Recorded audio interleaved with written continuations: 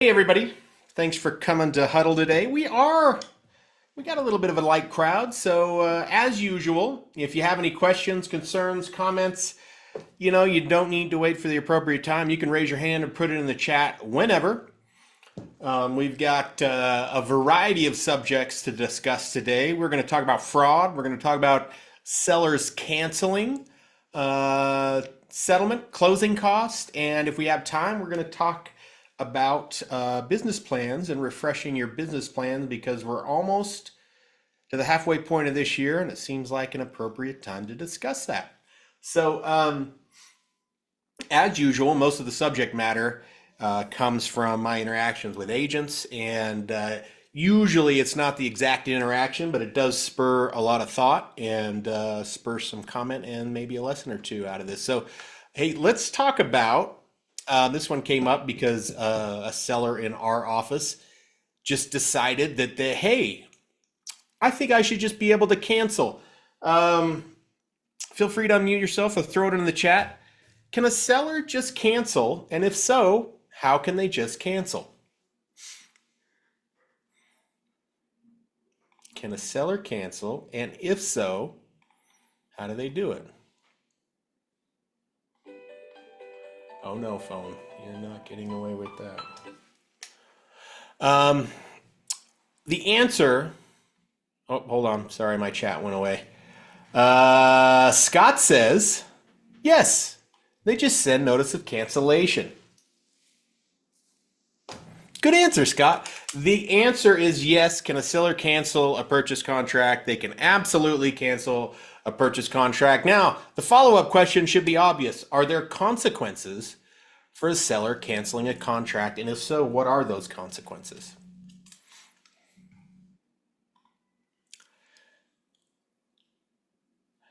Yes. All right. So this is Scott's answer. Again, Scott, you're 100. You're 2 for 2. I'm going to award you 1,000 bonus points. So congratulations. Yeah, the answer is yeah. There's some consequences there. So the first and most immediate consequence is the one that is the most common is that the seller is going to be forced to pay as damages an amount equal to the earnest money if the buyer agrees with that solution. The buyer can opt to not agree to that solution. So the buyer can simply say, hey, no, that's not good enough for me. I want something else. I want a different remedy. Then the buyer can opt to not accept earnest money, keep the earnest money deposits where they are, and sue for specific performance. That's really rare. And up until last year, I had not actually heard or seen someone successfully do that. I was mildly involved in a situation where someone was attempting to do that, and I was out. I don't know if they were successful, but haven't really heard of anybody having success with that. And of course, the third option is a seller and a buyer can just negotiate and agree to whatever terms they see fit and mutually cancel the contract. Those are the ways. Now, there's other ways that the seller can cancel, right? If a buyer doesn't deposit their earnest money on time, you can cancel for that reason. You can cancel, let's see, are there any other reasons? I don't think there's another reason. One of the things, though, I forgot to point out, if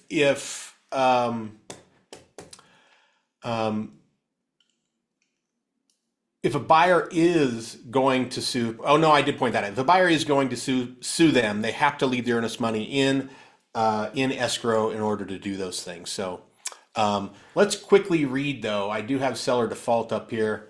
Let's take a look at seller default. And give me 1 second. There we go. All right, I'm going to read it to you instead of sharing my screen. This is section 16.2, seller default. If seller defaults, buyer may elect one of the following remedies. A, cancel the REPSI.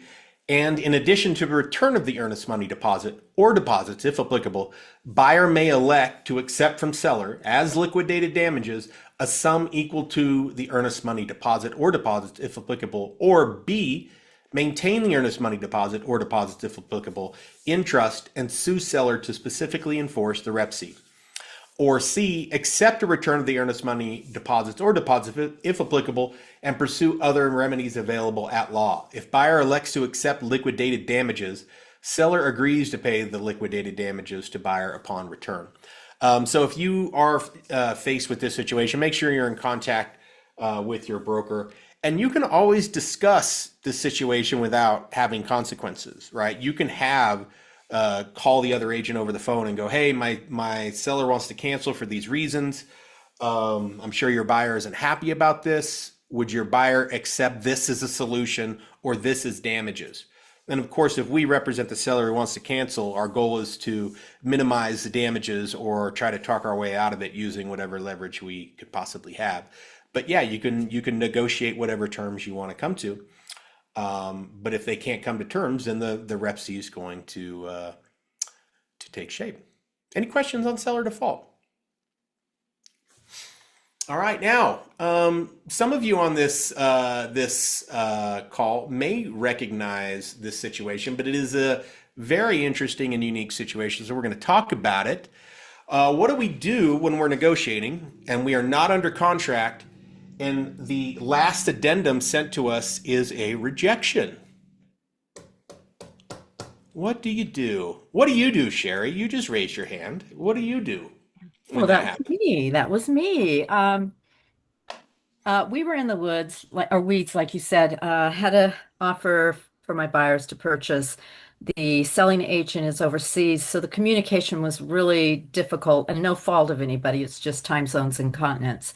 I was trying to protect my buyers' finance and appraisal part of the Rep C, and it just kept getting lost in the words. So by the time we got to Addendum 5, sellers were ticked and rejected the whole offer. So what I did was, thank you for helping me, I rewrote the offer, simplified it, and they had already had another offer come in, but they rejected the other offer, and within 24 hours, we were under contract. At that point, that was Saturday evening, and that is when I sent documents out to the lender and the title people and just let to everybody know we are officially under contract.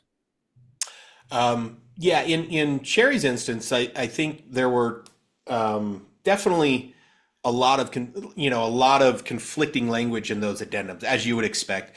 Mhm. But there were, it wasn't the simplest, just simple price changes. It was a little more complicated than that. Um, and I think if someone rejects your addendum and you're not under contract, I my advice is that you need to start over if you are going to continue to pursue this. Submitting a new addendum that addresses or cleans up the situation, I think, can inject some confusion into the process that, to me, feels like a risk on your part. If whoever's writing this addendum, right, that covers a rejection. Because you are bringing into play stuff that maybe just shouldn't be there in the first place. So my recommendation is if you do get a rejection, um, might be a good idea to start over. I think there's scenarios in which you could, just send another addendum and say, hey, addendum number 2 is removed from the contract and this is the terms. I think that's possible. And if you're dealing with another agent that you feel some confidence in and you feel good about the situation, I think it's doable. Scott says, I've done a reinstatement once. Yeah, we do have the reinstatement of Rep C form. I think the reinstatement of Rep C form, well, let's bring that up. My thought of the reinstatement of Rep C form when I think about this problem is that it addresses something that is already under contract. But let's look at the language because maybe it would be a good use for this.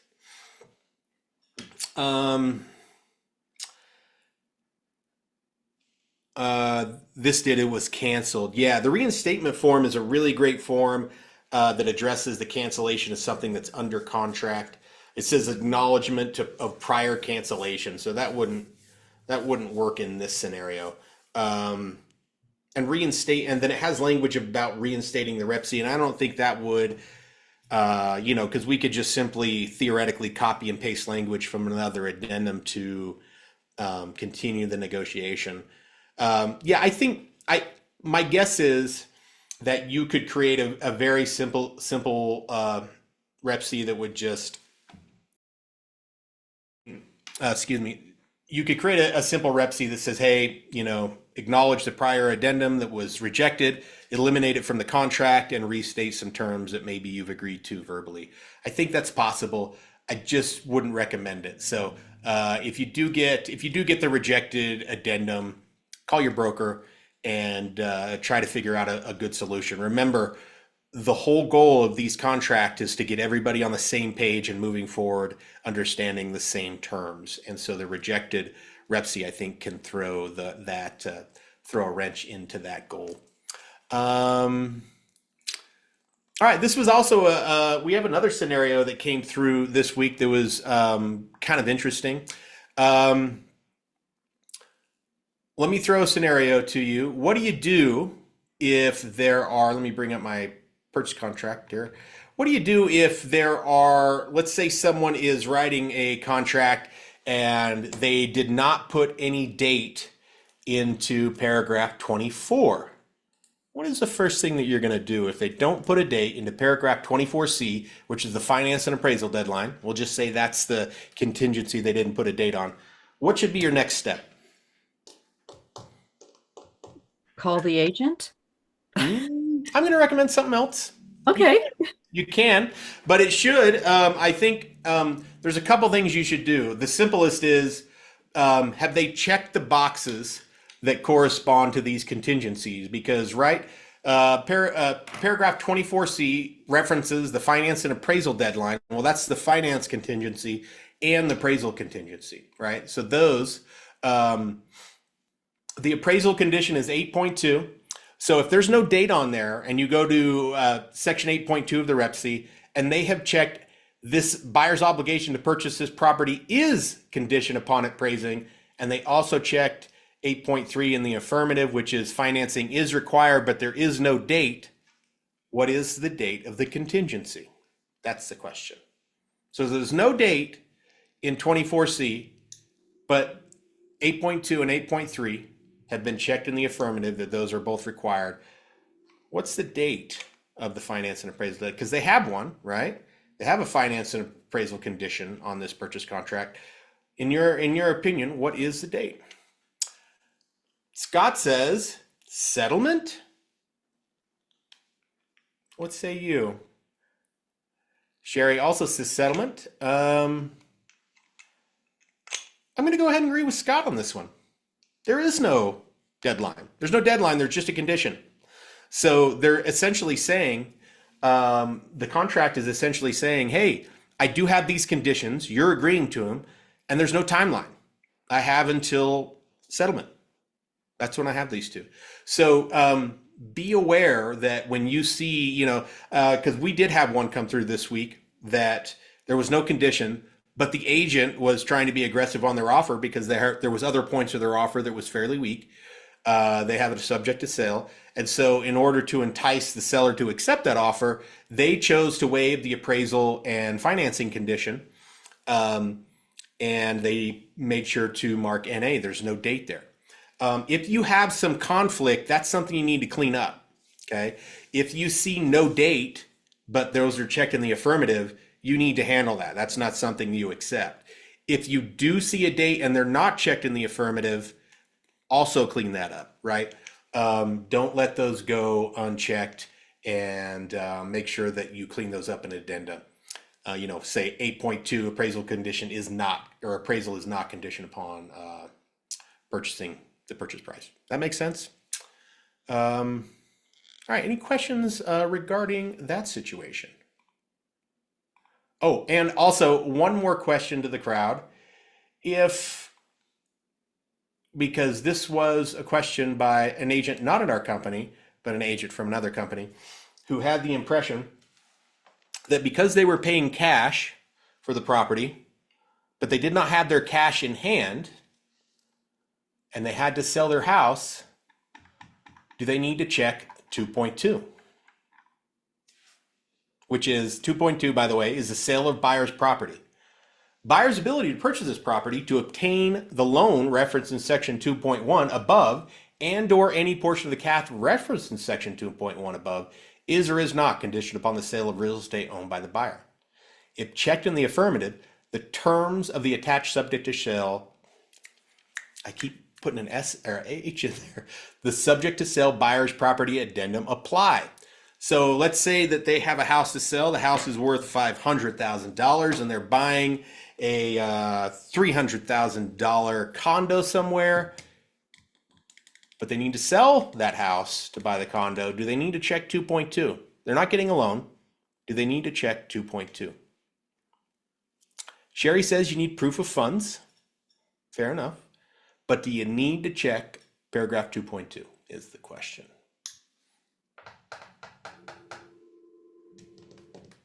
Bueller.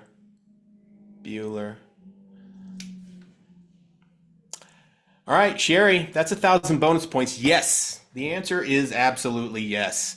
The buyer, the simple answer is the buyer does not have the ability to purchase this home without another action happening. And in this case, they have to sell something in order to have the cash to buy it.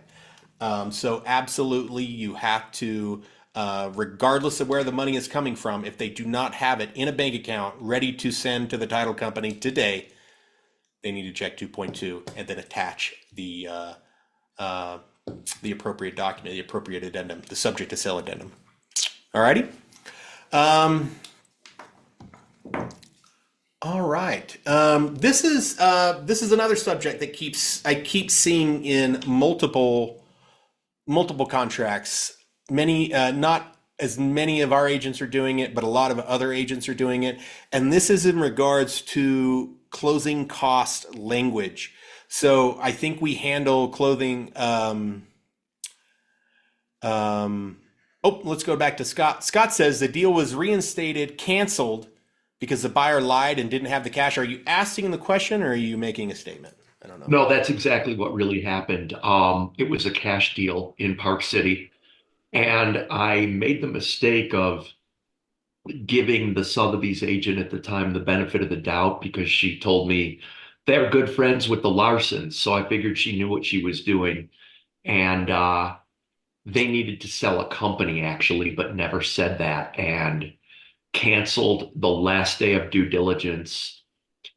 She blatantly lied to me over the phone, and I had to sit in Kevin's office and go up against her and Shane Norris. And she said I never said anything of the sort, and I got a call recorder from that point on. Ooh. Yeah, This is, karma got her because she actually accidentally sent me some screenshots that implicated that she was lying. ooh, that's rough. Yeah, so that was entertaining. I feel like this is a bigger problem when we're talking about using cash to close and not getting loans. Most of the people who have cash to close on real estate have a lot of money anyway, in general. And we've had more than one instance, kind of a semi-famous instance up in my neck of the woods in regards to Wasatch Peaks. There were multiple high net worth individuals who had bought at Wasatch Peaks but weren't going to get a home at Wasatch Peaks for quite some time. So they were out in the marketplace looking for some luxury real estate. And a couple of them were doing so with groups of people to hide their identities because they were famous. And they were, for a small period of time, refusing to give proof of funds because look at my name. I'm a famous person who is worth millions of dollars, and that should be enough. There's all sorts of variations of something similar to that. Hey, we own a business. We do this. We have money. Great. We believe you. Trust but verify. You can always, the easiest way out of those situations is, hey, that's awesome. I'm so happy for you. But we need some assurances, and just stick with it. Like you just have to show how you're buying property. And now we absolutely have to disclose it in every way, shape, or form in section 2.2. So there you go. Any other questions surrounding that issue? All right. Hey, I'm going to copy and paste this. This other subject I want to talk about today is in regards to language on closing cost. And in general, I think we handle closing costs really well because we're just including it in an FHA addendum, or we're including it in some other format where this language is already populated and we're filling in a number. But I still see frequently, sellers shall contribute $5,000 to buyer's closing cost, and that's it. Not good enough. Okay. This is the language. I have copied and pasted that language. We actually have a very specific addenda for closing cost, and that language repeats itself throughout our forms. And it's probably hard to read in your chat, but that's the language you want to use every single time you ask for closing cost. So, but I'm probably not the best person to speak to this. Dana from Metro Mountain Mortgage, M3, what do you have to say on this matter? I mean, the language on it is just so all inclusive that it's just the easiest way to do it. I've seen it come over on an addendum where it says they can do $5,000 for closing costs, but then each party's a little bit like, well, they can't buy down the rate, or they can't use it for this or that. But realistically, this is just so all inclusive. It makes sense to just do it on an addendum like that. And that's it. It's pretty simple. Yeah, and I think I have seen times where, seller shall contribute $5,000 to buyer's closing cost. This covers all scenarios, and no action is required at the closing table in regards of what to do with this money. And sometimes it can be. So just copy and paste this language. Scott asked, should we copy paste, or is this in a document? It is absolutely in a document, and that document is entitled, oh, I thought I had it pulled up. I do not have it pulled up. One sec. It's the closing costs addendum. It's just that simple. Let's see here.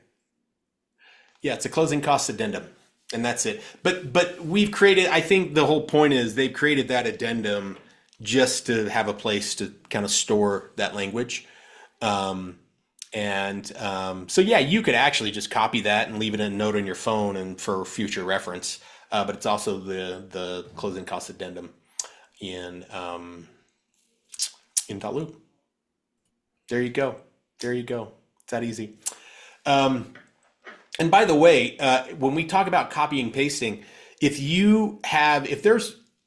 there's an addendum you're trying to write, and there's two different addendums to address the subject, and you can easily make it one addendum, you can do that. You can copy and paste language that is prepared in other formats and put it on one blank addendum. So don't be scared to do that. Obviously if they're different bullet points and they address different things and it's easy, just do the copy and paste. It's fine. Don't edit it though. Right? I mean, if you're putting a price in, obviously you're doing a little bit of an edit, but don't change the language in the copy and paste to maybe fit a scenario, because that's no bueno. But you can copy and paste language from other addenda or from the purchase contract to address items in your addenda. That's the best practice for you. So, hey, by the way, now that I'm looking at the documents I have pulled up, I want to revisit real quick because this also occurred. We have a property right now where we're trying to address this actual very need. So I'm going to go ahead and share my screen. This is subject to sale, subject to seller securing replacement property. These get, market conditions usually determine how often this document would be used. But in this scenario, this person wants to buy a very specific home, and it hasn't been the easiest thing to put under contract. Well, the home they want won't accept a contract that's subject to sale. So they got to sell their home first before they'll accept something from them. And they're like, well, what if the bad things happen? They cancel and, we're left without a home. It's a really great question. What if you are left without a home? This is an option, though I don't know how many people will take it, depending on market condition, but it's an option. So this addendum is subject to seller securing replacement property. Paragraph 1.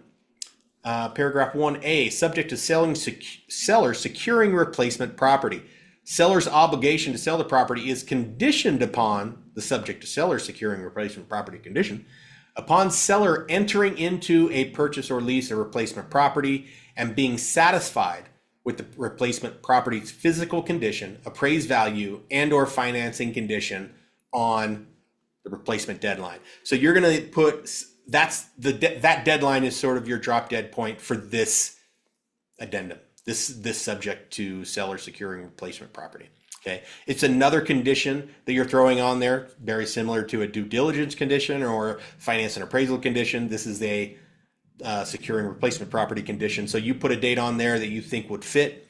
As seller's right to cancel, if seller, in seller's sole discretion, is not satisfied with the replacement property or has not secured a replacement property, then seller may cancel the REPC by providing the buyer with written notice no later than the replacement property deadline, whereupon the earnest money shall be released to buyer without the requirement of further written authorization. And C, failure to cancel. If seller fails to cancel the REPC by the replacement property deadline, then seller shall be deemed to have waived the subject to seller securing replacement property condition. I think this is kind of a hard one to do. It's a hard document to use, but in some scenarios, it's kind of your only choice. And I think the shortcomings of this are pretty apparent, really, in that you're essentially asking the buyer of your property to go ahead and do some due diligence, potentially spend money on inspections and appraisals, and the seller can just cancel without any ramification. That's a little bit hard to swallow, I think, for most people. But remember, this can be accomplished by, moving some dates around. There's a few things that you can do, but it's all basically dates and deadlines that you got to contend with. And by the way, has anybody ever successfully used this document? Ever? I feel like Julie, of all the people here, Julie Livers has probably used this document. Is this the subject to find a property? Sorry. Yes. Yes, I have used it See, twice. how did I know that? I just knew that. Twice. One, I had a seller and they were looking for a property and we went under contract on their house that they were selling and they still needed to find another property. I think they were in due diligence for the other one. So in order to keep the due diligence going with the person that was purchasing their property, we said, if the sellers bail, do your inspections and all of that. And if the seller ends up bailing, then we'll give you that cost for whatever you had laid out. And my seller did end up bailing and they just paid them like $1,000 for the inspections and stuff, which we felt like was fair. Then recently I just had a house my clients purchased. The house was not on the market. I had some desperate buyers in town and they were leaving that afternoon. We hadn't found anything and I was calling around all agents, and an agent put me in touch with another agent who I'd never worked with and said, her buyers or her clients had just found a house and just went under contract, so they will eventually be listing their house. This was Lisa Blackmore was the agent. So I called her. She said, you can get it in a few weeks. We just went under contract. So I begged her to get in 15 minutes later. We got in, we did a great offer, and they countered with a subject for this, their purchase to go through. But it all worked out great. So, and that just closed this week. There you go. Yeah. So you So can I use used it. an addendum. Yeah. It was the only way to get them to agree to go under contract, was to make sure, obviously, that they were not. And actually, the agent, which was funny because she's been an agent for a long time, she didn't even know about the addendum. So she's like, well, they're reluctant. They're not sure. I'm like, well, there's this great addendum you can do that covers your seller. So it ended up being great. Yeah, I think your solution to the obvious problem is you can include language about reimbursing for direct costs related to your due diligence. And maybe you even say we'll reimburse you for your cost of your inspection and your appraisal, whatever you order. I think that's a good solution. and if I wanted a property bad enough and I was a buyer, I'd do it. Yeah, and this one, the first one, like I said, when we had the seller, we agreed to do that, and that was my recommendation because we just wanted to keep the dates going. But with this other one, I didn't even mention that. I was like, you know what? We were so desperate. Let's just get it under contract. And if they're out money, and I think they were having their inspection done quickly or something, but There yeah. you go. So it does sound like it's being used more than I thought. But if you do have a seller who has these concerns, this is where you pull out your forms manual and flip to this addendum and say, this is how we address your concern. It may be more difficult to find the buyer who will accept this, but it's a way to deal with your problem and potentially sell your house. So definitely a good tool for you to use. All right. Any questions? Any questions on that document? All right. All right. This is a pretty interesting subject, y'all. Pay attention to this because this is happening a lot.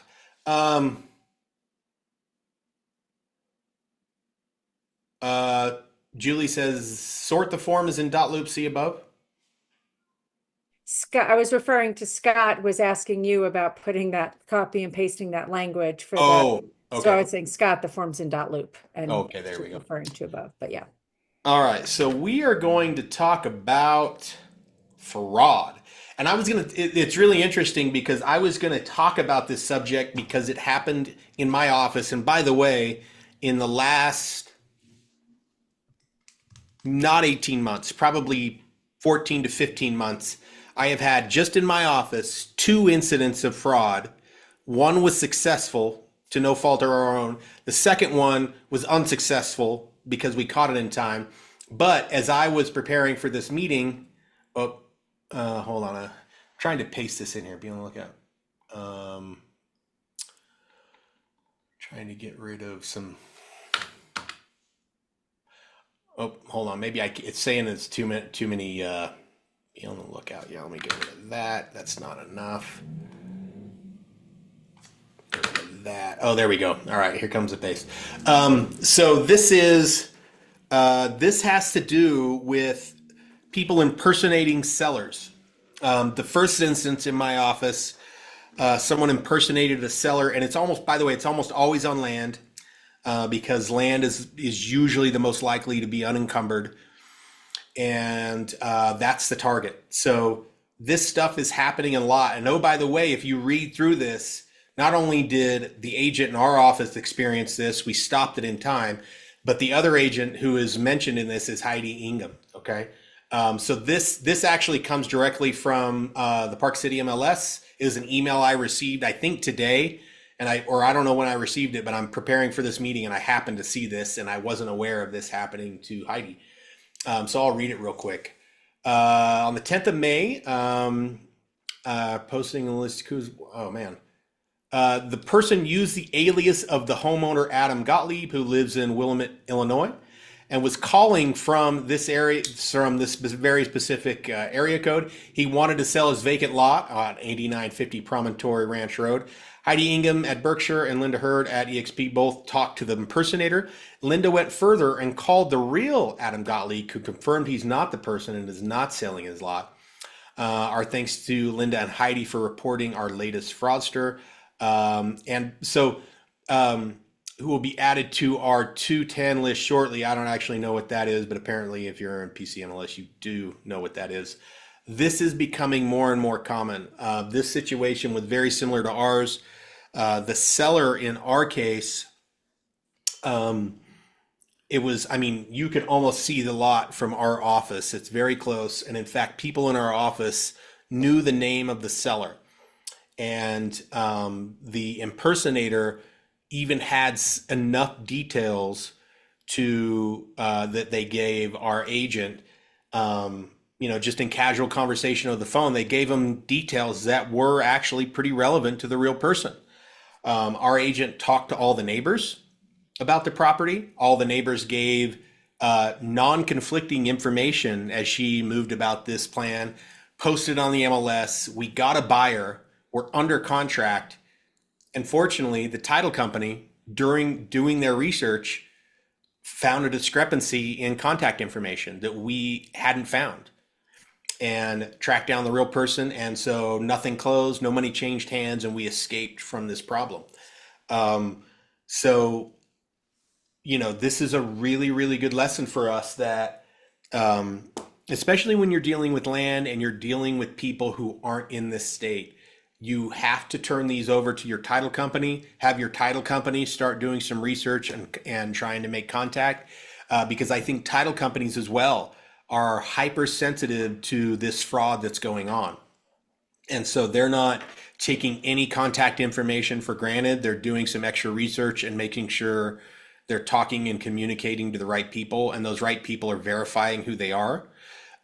So, this is another really great example of, get that PR right when you get the listing agreement, have your title person involved from the get-go, because they can be one more set of eyes to help vet these sellers who are out of state. And oh, by the way, the impersonators, the amount of technology that is easily available to them to fake a voice, to gather information about the real seller, to convey that information to you in a meaningful way, it's easier than ever. So this is a real problem. And in my office, money actually changed hands. We represented a buyer and the seller was an impersonator, and they got away with it for 6 months after closing until the real seller showed up to pay the real estate taxes at the county. So this is happening a lot. Up until 18 months ago, I had just vaguely heard of this type of fraud going around Utah and impersonators trying to get deals done. But now it's very common.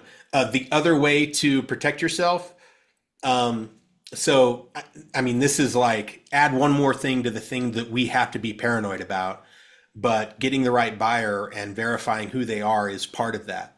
So if you're talking to somebody and in this instance they say, hey, I'm from Illinois, I live in Illinois. Well, guess what? You're going to send them .loop. And .loop, what does .loop do? Well, it does a stamp of where they are and what time they signed.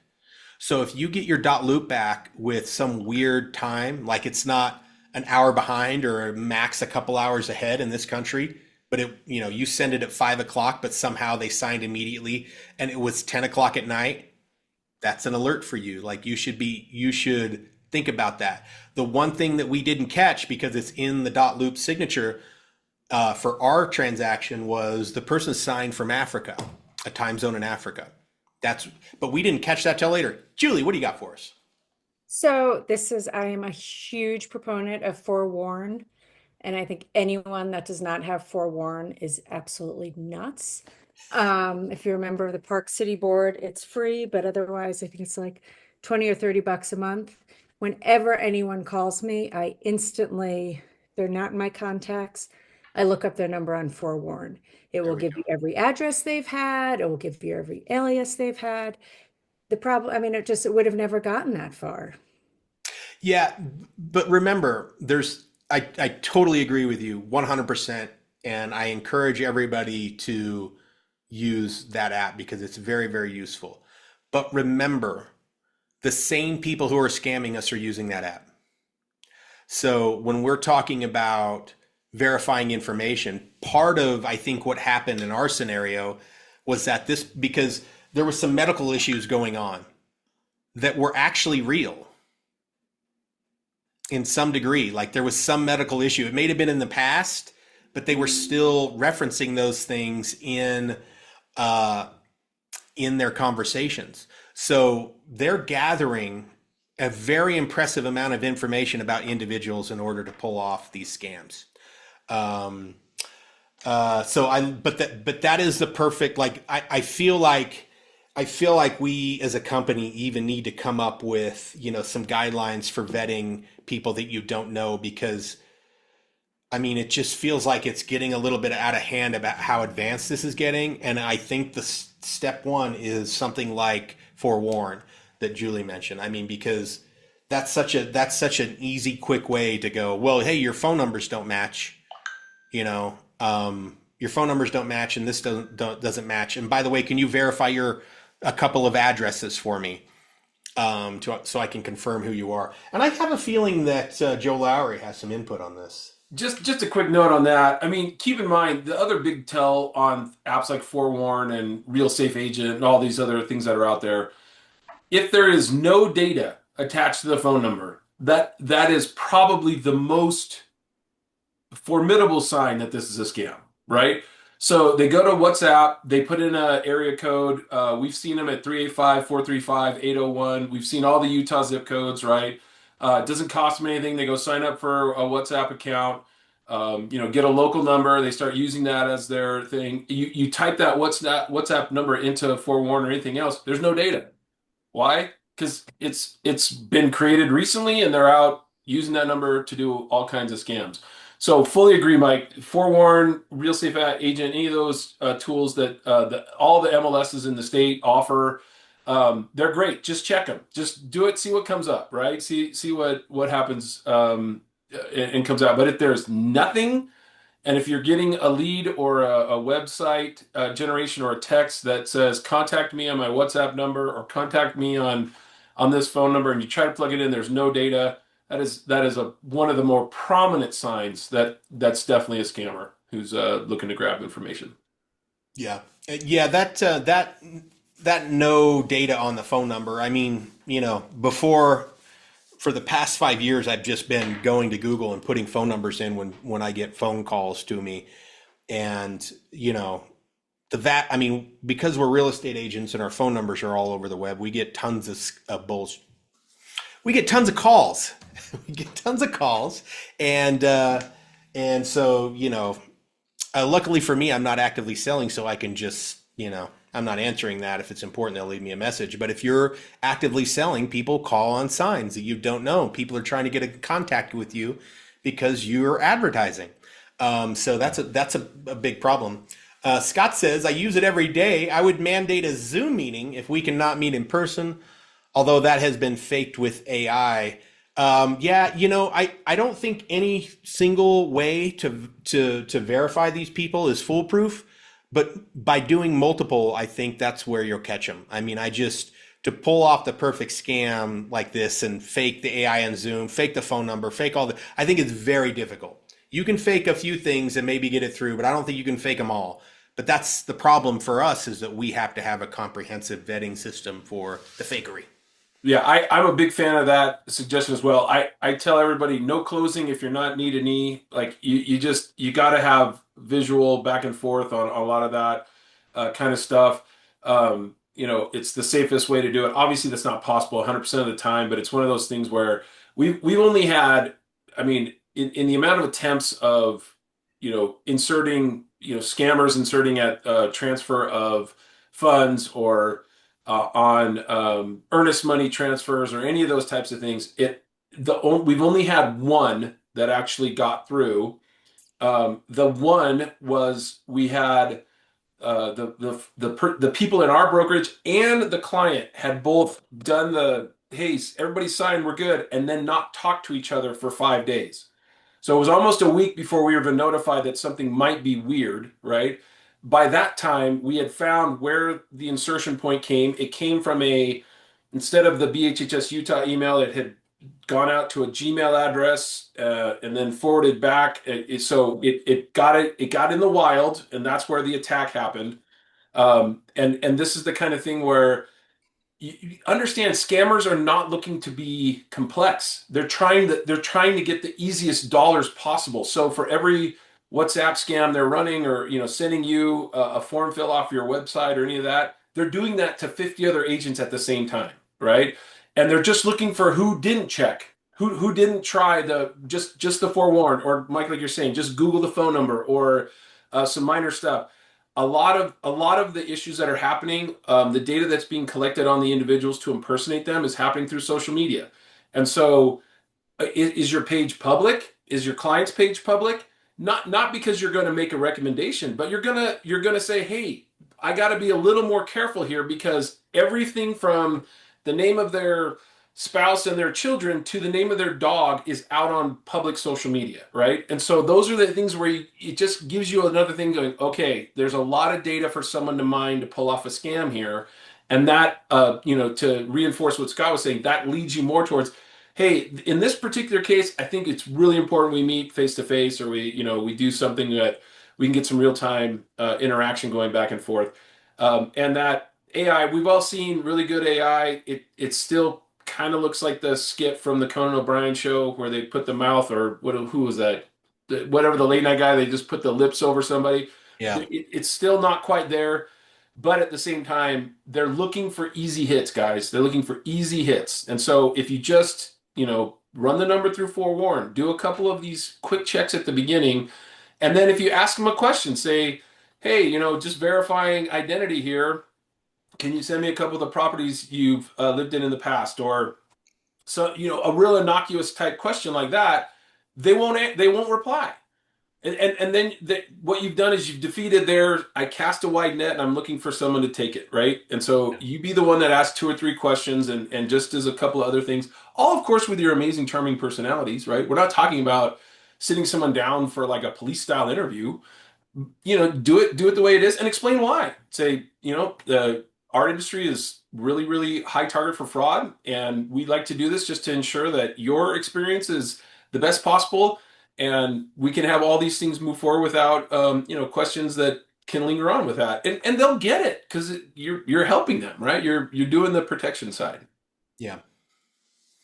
I think in today's world, I think the legitimate players don't have problems verifying identity like that.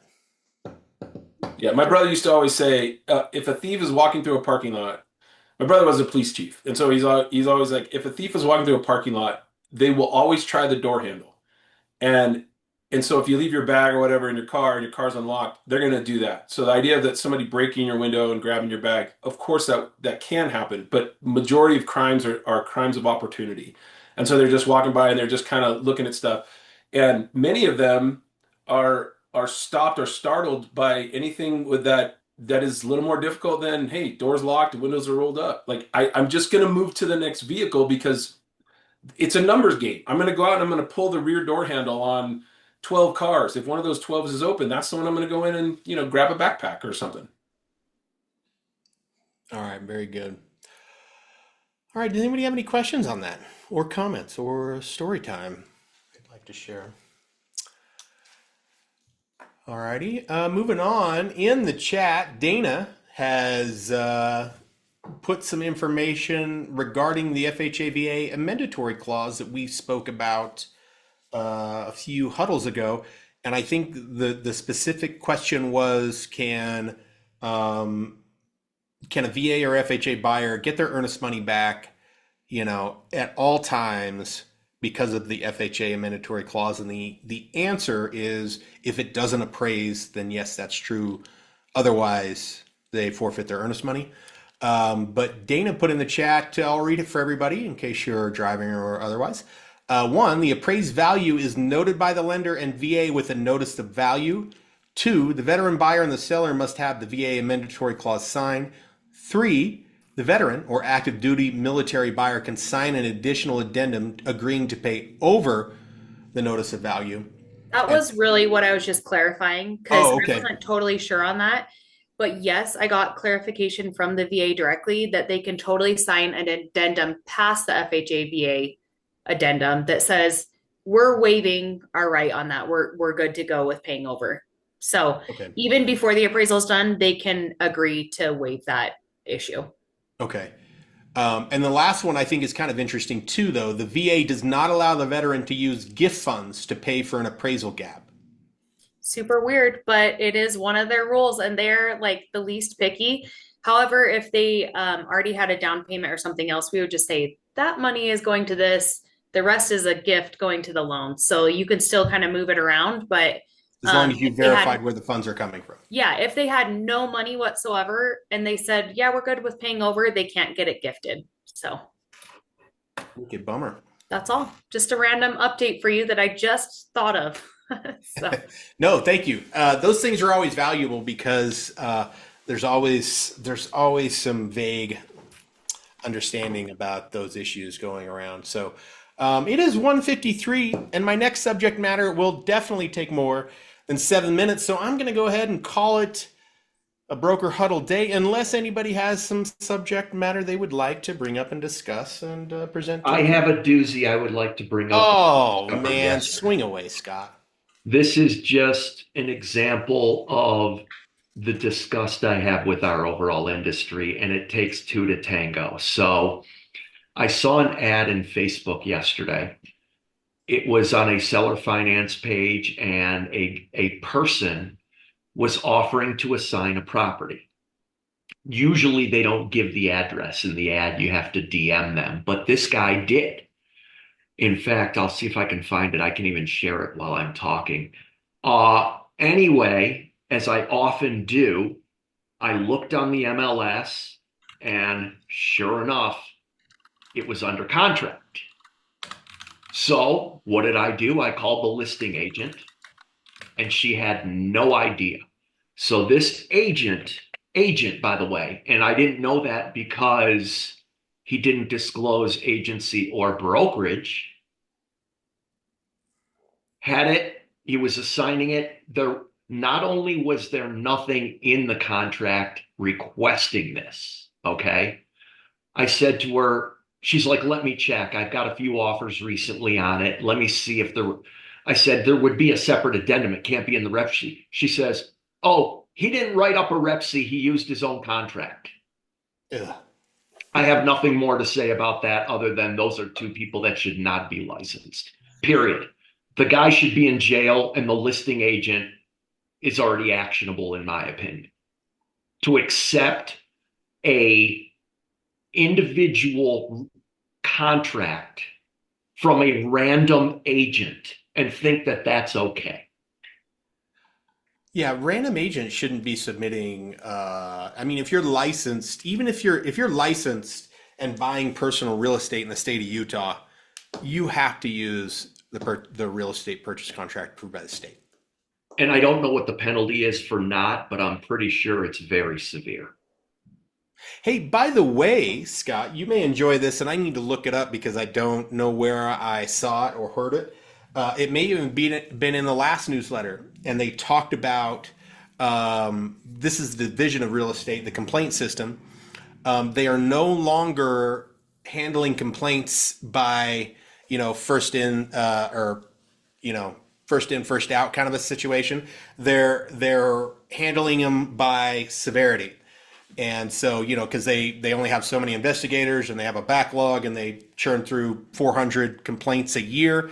So now they are going to do some ranking or determining of how severe this problem is to determine the order in which they investigate and handle these complaints. Because, a really severe complaint could come in, but because of the current system, it doesn't get handled for 8 months. And this person continues to sell real estate when maybe they shouldn't be or whatever. Anyway, a step in the right direction, IMO. Well, while you are correct, I had written a lot of complaints because that's what I do. And literally 6 months later, got a form letter saying, we're not investigating your complaint. We're not investigating your complaint.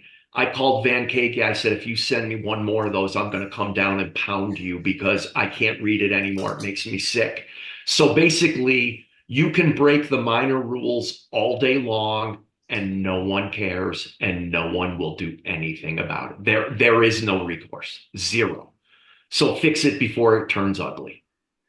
Well, Scott, I'm not going to comment on that comment. Okay. So I appreciate it. You don't have to. It's fact. All right, folks. That's a good way to end it. It's 1:57. Thanks so much for coming to Huddle. Thanks for your contribution, and we'll catch you next week. Have a nice day. Oh, and by the way, Scott's listing that he spoke about